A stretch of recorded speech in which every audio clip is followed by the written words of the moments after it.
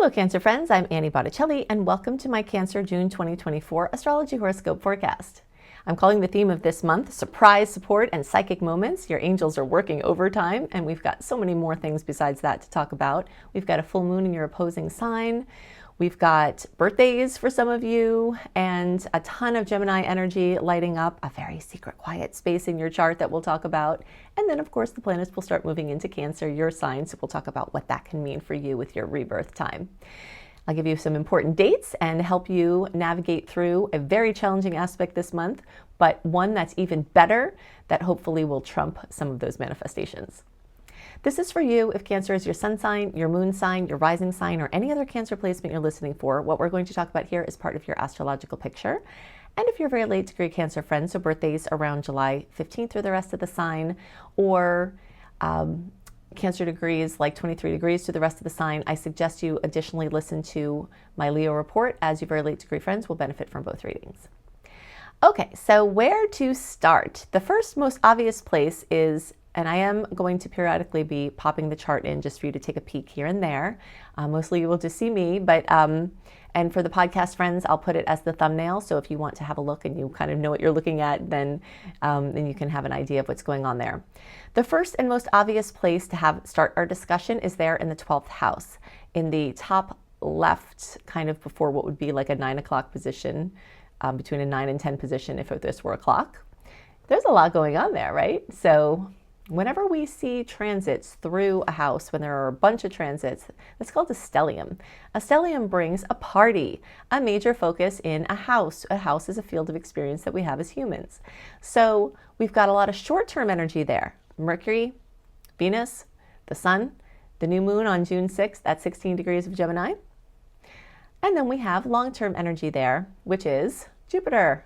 Thanks to Jupiter at the end of May, moving into Gemini. This is starting a whole new cycle. And I do have a separate video series. I have a Jupiter in Gemini for all signs about the sign of Gemini. I have a Jupiter in Gemini for Cancer. So you can go to my YouTube channel. You can look through the podcast list. You can go to AnnieBotticelli/astrology for my player page that has my podcast and my YouTube player. All of these different places, you can search for it organically. But you will not want to miss it because Jupiter is the great benefic. We'll talk about some things here, but I do a much more in-depth job there. But what is going on? All of these things are accentuating your 12th house. This is your quiet, personal space. It's the house of psychology, of the mysterious all that is, of your angels and your guides and people working in the backdrop for you, whether you know that they're there or not, whether you are aware that they're helping you or not. This is that area. This is the attic of your being where there could be yucky vermin things, right? This is where we have our Harry Potter fears and realize that within ourselves are our fears, our things out there are in here and that we can tend to them in here. This is your house of your psychological space. The same attic that you can find yucky things, you can also find your grandma's gold goblet that, is worth a ton of money or a ton of emotional value. So, this is the place of the all that is, where we're all one, where there's unity, where the night fades into dark, where sleep fades into, waking fades into sleep, where life, phases into death, where the other world is present through the thin veils at the tween times. This is that place. So not only do you have that lit up in a short-term way, you have it lit up in a long-term way from May 2024 to June 2025. So this time is very much about Cancer getting in touch with their own intuition, with their bodies, with, with anything that they hear. When your body has a symptom, your body's talking to you. A lot of times we'll take something to make the symptom go away, but your body's trying to tell you something. And this could be a time where you're able to understand the language of your body, or the language of spirit, or the language of synchronicity, or the language of, ethereal language, or whatever it is, in a more in-depth way. So you're embarking on a new year, and this hasn't happened for 12 years. You're embarking on one of the best years to establish your personal intuition and to establish your personal space. Because for Cancers, it's very much about space setting, it's very much about boundary setting, because you feel everything that everybody else is going through. And because of that, you worry a lot, because even if you're feeling okay at any given moment, if someone else is anxious, you tune into it and you tense up. So this is about kind of setting those supports and setting the space where you can have quiet and peace. If that means you have to sleep in your own bed sometimes to just be in your own space, if that means, that you have to retreat from the world, whatever it is, that's what this time is about. And it's going to be like that in June. It's going to be like that into July. It will start to shift, as we move from June into July, because what happens in the time before your birthday or before the point where the sun crosses over your Cancer placement, if it's your rising, your moon, or whatever else, is that all the space gets crowded in your 12th house, and then your mind and your thoughts go crazy. You start to see things that you don't want and realize really what you don't want, which helps you to define what you do want. And as those planets cross from the 12th house into the first house, that's the individuation point. That's you as an individual popping out from the cosmic soup. That's you with your individual expression, with your physical body, navigating through your physical body, navigating through fitting limitless source energy in a finite space of a physical body, and what that's like and what to do with it. So, and this is a time to call on and receive support through prayers or, whatever your spiritual beliefs are. There's room here for everybody's spiritual beliefs, but it's the ethereal space, the secret support, the quiet support, the surprise support, which you can also get in dreams. So you can definitely ask your subconscious mind something before you go to bed, and you can get some clarity or some clearing about it in the night, and hopefully have some clarity as you awaken. And if it doesn't work, just keep doing it, because sometimes it takes a little while for the message of dreams to make their way into a language that you can understand. Okay, so what happens then as the planets move from Gemini into Cancer is, although Cancer energy still is that internal space, it will move into your first house. Your first house is a vibrant space ruled by a fire sign of Aries, which is pushing out. So this is a new time of going inward, and then getting ready to push out. So you'll see a storyline June into July of this time that you go in, you're preparing, you're waiting, and then you push out. Now, if you have to push out to create something like a big launch, like a big purchase, like your life's work, like, anything like that, you may want to utilize the days between May 15th and July, or May 14th and July 16th. Okay, so if you go into your space here in June, you still have a couple of weeks in July before Mercury starts to do its retrograde shadow thing, because the second half of 2024 is going to be very different than the first half of 2024. We've had more open space. Like here, we've got 2 months full of just forward moving, get your stuff out there, make your big decisions, have your big parties, do your travel, outward, upward, get your boats afloat, your tides are going out. All of that's happening now. And it makes it much easier to make decisions, make investments, do contracts, do life-changing things, because there isn't that inward and backward kind of shroud and cloud of the retrograde.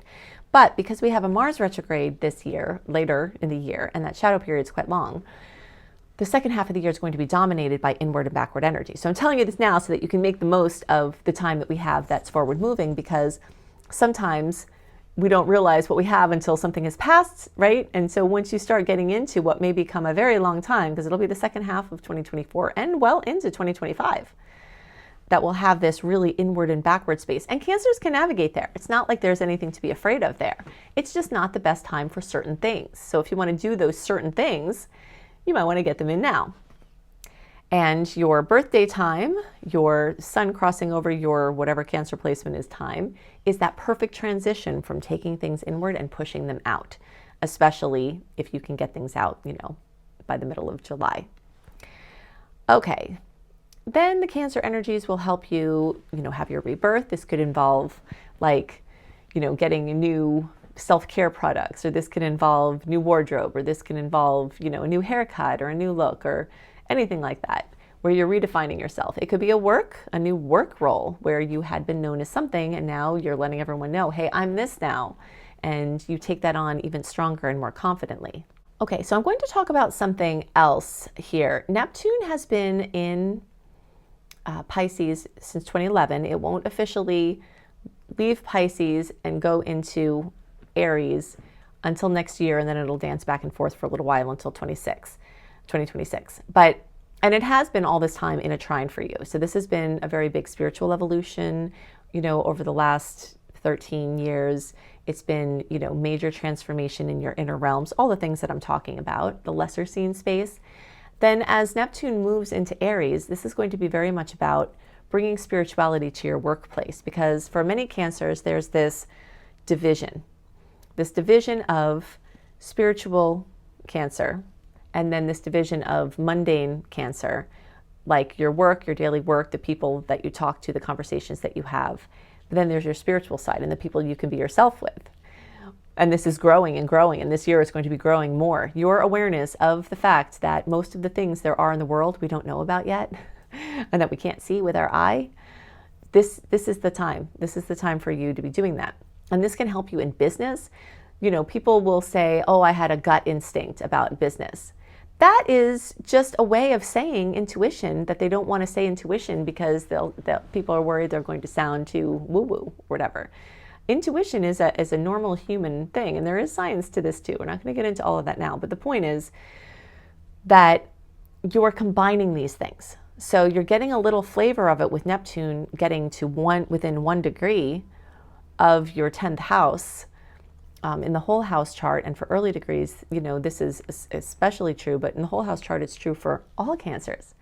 So that means that this energy of spirituality in the upcoming years is going to start merging and meshing into your workspace. So if you're not doing work that feels spiritually sound, or you're not able to connect with people in work in a spiritually sound way, or you're calling or spirit's telling you that you're supposed to be doing something else, this is going to continue evolving so that you get on track with your spiritual purpose. So it's a very exciting time, and Jupiter and all of these the new moon and Venus and the sun and Mercury can really help you get on track with your spiritual purpose, what you're supposed to be doing, and the opportunities that you have to do that. So happy birthday to any of you who are June-born Cancers, and of course, also to our July-born Cancers. We'll talk about that more in July. But I just wanted to remind you to make sure to use your birthday wishes. We do have a couple more things to talk about, but while I'm thinking about this, when you write down, you say out loud, and you feel and visualize as if they've already come true, this is the best way to manifest, and you can do it very powerfully. And now you're in the process of discerning what you don't want so that you can discern what you do want, so you can put your full power of intuition behind your creation and your manifestations. Okay, so let's talk about a nasty aspect, the worst of the month, and let's talk about the best aspect of the month.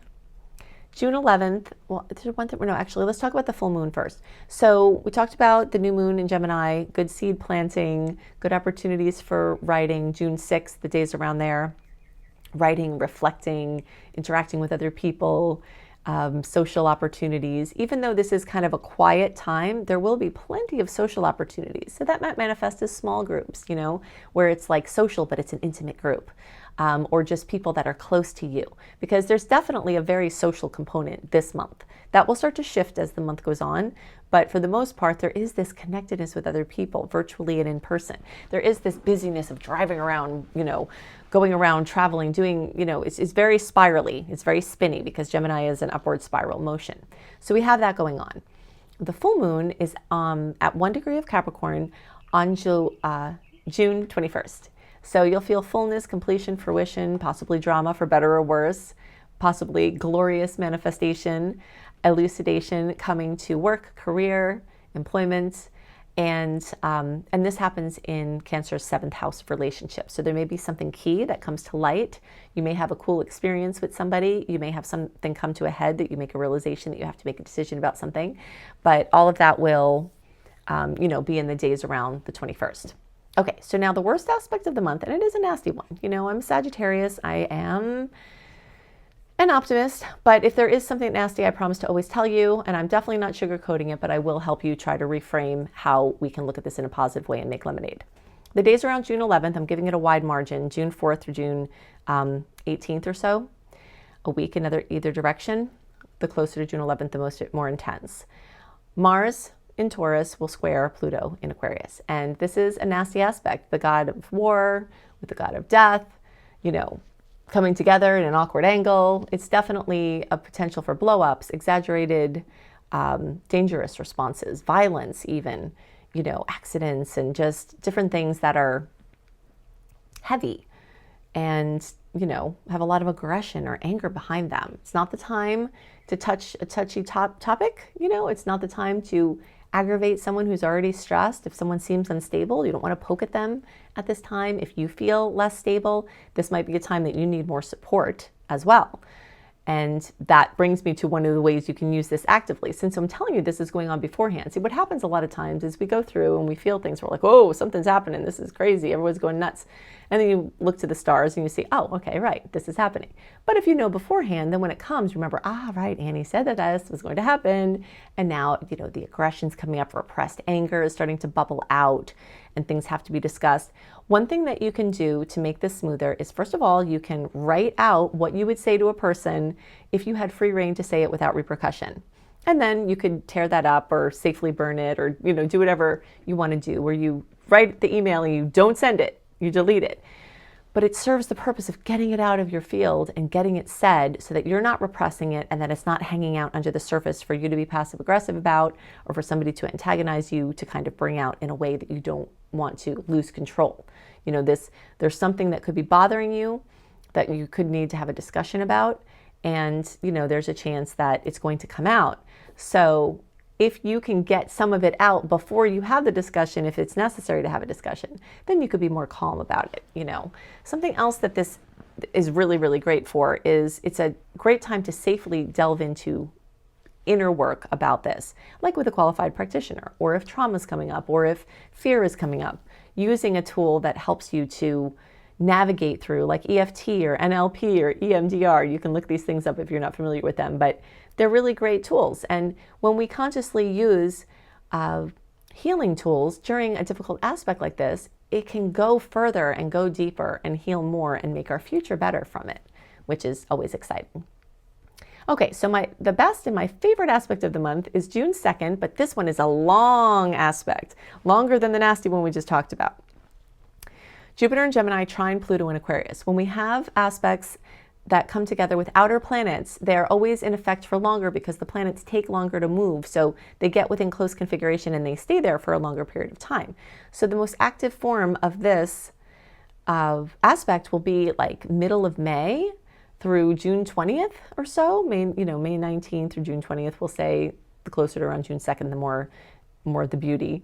And this takes the expansiveness of Jupiter. Imagine Jupiter, the sage on the mountain, looking at the vantage point of a 360 view of being able to take everything in. And then Pluto rules depth, the ultimate depth, mining riches, mining emotional, spiritual, financial riches. So you've got the depth and the breadth combined in a beautiful angle. So you can go deep and you can go wide with whatever you do. So it makes it a fantastic launch date. It's also far enough out of the window of the nasty aspect realm that, you can really do something good with it. So if you need, if you want to launch, you have to do something important. I talked about this in the May report, but I'll just sprinkle back here in case you're listening to this early. The days around May 23rd are amazing for launches or taking any big actions. We've got 4 aspects within 2 days, plus the full moon in Sagittarius. And then we've got this right here at the beginning of June.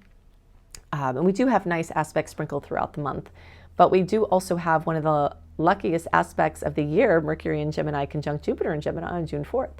So you get the goodies of that worked into this, So it's a really good start to the month, and it's a very long-standing transit that will still be in effect even as the nasty one comes, so it could offer some grace or perspective or deep clearing or healing that comes from, it being concurrent with the other challenged one. We've covered a lot about what's going on right now and in the upcoming times astrologically, but if you want even more free stuff from me, go to anniehelpsyou.com. That is my interface for all of my free goodies. And if you want to learn astrology, click on the up level button and you can find my astrology certification course. Even if you want to learn for your own personal purposes or to help your family and friends, I can help you to do that. If you want to earn money as an astrologer, I can help you to do that. Of course, like any other education, what you do with what I teach you is up to you, but I've had many people start earning money for doing astrology within even months of doing this course. And it's very rare that you can get trained in a vocation that literally you can pay your tuition off in 12 hours of work once you're trained. So it's a really, really wonderful course, and it just keeps growing. It has over 100 modules. It's very, very comprehensive, and you get lifetime access. If you want to access my secret star portal, you can click on the upgrade button at anniehelpsyou.com. You'll get all of my content very early. Plus, you'll get my written horoscopes early, plus a lot of other info. And if you haven't joined my free VIP community, you can click on the Unleash, or you can just put your name and email address there at anniehelpsyou.com.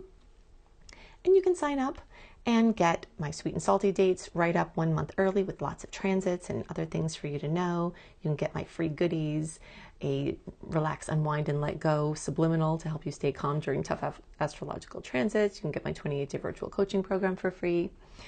And I've also made a player page at anniehelpsyou.com/astrology, where you can see all of my podcasts and the playlists and my YouTube playlist all in one place that's constantly updated.